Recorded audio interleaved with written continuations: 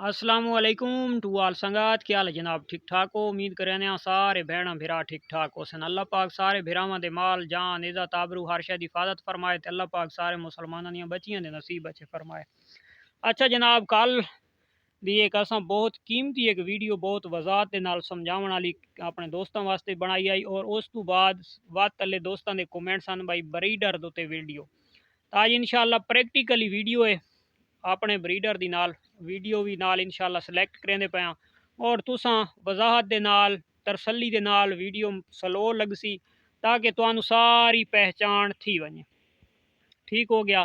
उस दे विच जेड़ा हो सी फायदा ते नुकसान वो इंशाअल्लाह तुसां नाल दे नाल वीडियो दे रहो ते मैं अपने भिरावां नू उस दे मुतल्लिक पूरी डिटेल दे नाल इंशाअल्लाह कोशिश करे समझावन दी, क्योंकि बहुत सादे अल्फाजां दे बड़ा सकून दे नाल ते बड़ा इत्मीनान दे नाल मेरी कोशिश होंदी है कि चलो किसी दोस्त का फायदा थी सके। खास कर वडे करोड़पतियां नहीं, जेड़े गरीब तबका लोग हैं, मेरी वीडियो उन्होंने वास्ते होंदी है। और जिन्हें असा एक जीरो तू ऐसा ऐसा स्टार्ट किया तो अल्हम्दुलिल्लाह करीम ज़ात दा लख लख करम है। तो हुण शुक्र है अल्हम्दुलिल्लाह गुजारा अच्छा थी गया माशाअल्लाह। जो रिज़्क नसीब दे विच इंसान दे लिखो होंदा है मिलदा उही है।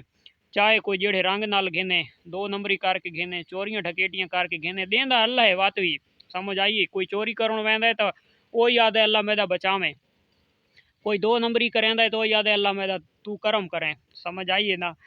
गल करन दा मकसद यह है कि सादा काम ने हक हलाल रिज़्क के हलाल कमावन दे मुतल्लिक टोटल आगाही जड़ी देवनी है तो असां एक नंबर की कोशिश करनी है और बड़ी वजाहत ते प्यार दे नाल समझावनी है। क्योंकि सादे सादे कोल कोई अगर थोड़ी बहुत मिस्टेक थी वेंदी है तो ओदी तुसां सादे दोस्त तले कमेंट सैक्शन दे विच या व्हाट्सअप नंबर होंदा है तो तुसां आगाही भी कर सकदे हो। और दूसरे नंबर दे उत्ते और काफ़ी सारिया चीज़ों की साडे दोस्तों सादा यही मकसद होंदा है कि उन्होंने इस चीज़ की समझ आ वने। खासकर जेडे न्यू फार्मर हैं, न्यू शौकीन हैं, अगे जनाब परचेजिंग करना चाहते तो अगे तो जनाब जानवर उन्होंने उत्ते तो मैं बेतहाशा वीडियो बना सटी है। तो अज जनाब गल रह गई है ब्रीडर दी, क्योंकि मैदा हर पासे वोट ब्रीडर का ही होंदा है। क्योंकि बकरी दे विच भी क्रॉसिंग है बहुत अच्छा रिजल्ट आता है, लेकिन जड़ा कन्वर्ड वाला सिस्टम होंदा है ना, यानी कि ब्रीड दी क्रॉस दे विच तो वो कन्वर्ड भेद जल्दी करेंदी है। यानी कि बकरी ऐसा करेंदी है कन्वर्ड और वो भेड़ जड़ा है जल्दी कन्वर्ड करेंदी है, क्योंकि ब्रीडर वो कोलू बच्चा जल्दी छिक गेंदा है।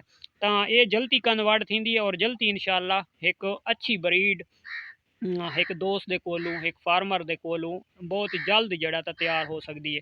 तो इंशाअल्लाह तुसां देखो वीडियो तो मैं तुहानू समझाना पूरी ब्रीडर दी क्वालिटी और कित्थों लभना है, किवें लभना है, कितना अच्छा मार्का है। तुसां जनाब करो शौक अपने जोगी दा ते मैं तुहानू जनाब पूरी कैटागरियां समझाना भाई किस क्वालिटी का जानवर होना चाहिए।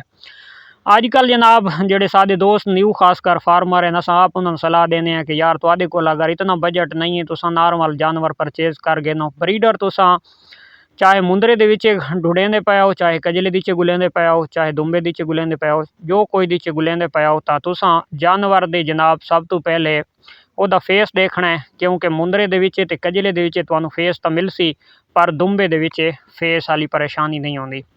कजला गिनना है तो कजले दे कान अच्छे होने चाहिए, फेस अच्छा होना चाहिए, हड्डी मजबूत होनी चाहिए, उतू जनाब कंड जी है तो जिन्हों फट्टा देन वो बिल्कुल सीधा होना चाहिए, लत्तां स्ट्रेट होनी चाहिए और मोटी टंग होनी चाहिए जानवर की, जिन्हों आदे डबल हड्डी का जानवर।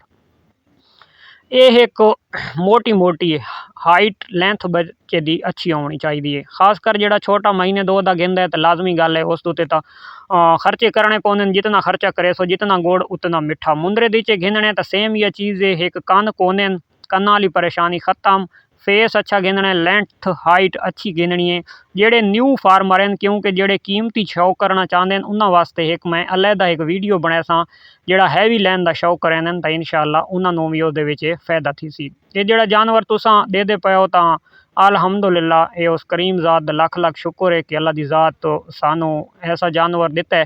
तो ये यानी कि एक जिन्हें एक दोस्त हैवी लैन का शौक करेंदा तो इस कैटागरी का इस कैटागरी का अगर तुसा जानवर किसी फार्मर को या किसी शौकीन को परचेज करन वेंदे हो तो जितना तुहाडा बजट होना है पूरा काम या फार्म बनावन का स्टार्ट करन का उतना का कला ब्रीडर है। तुसा इस पंगे दी नहीं वजना, तुसा वजना जनाब सब तो पहले मंडी।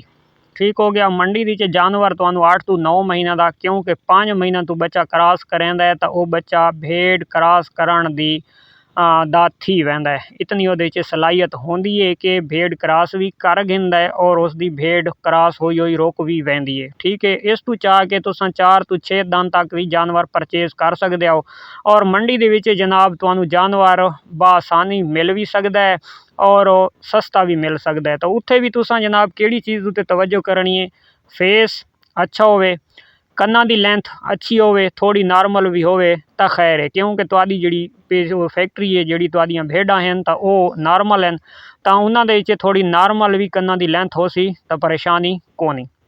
उस तो इलावा आ वैंदी है हाइट और लेंथ।